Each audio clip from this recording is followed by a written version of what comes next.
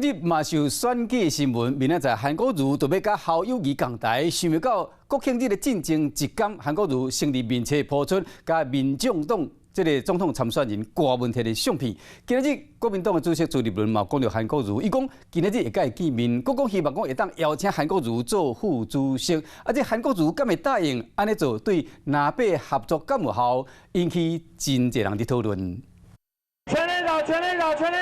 侯友宜以总统参选人的身份，官场出现伫党中央以及新北市府的国庆活动。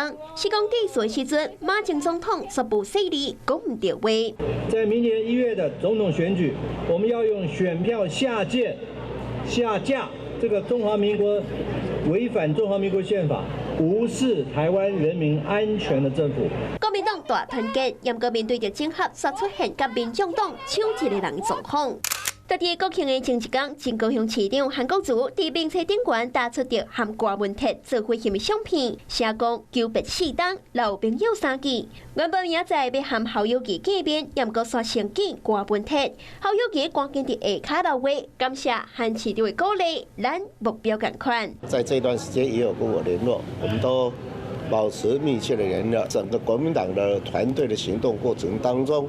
他会跟我并肩作战。前一段时间就有邀请韩国瑜市长来担任本党的副主席。那今天我也会跟韩市长见面，我们也会来讨论一些辅选的事务。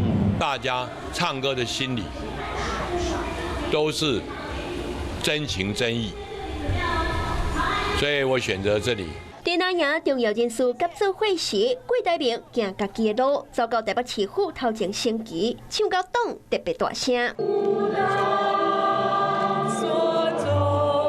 关键的歌词大声唱出来，手提招牌的国旗帽啊，和副手赖佩霞以市民的身份出现在台北市府头前的广场。马上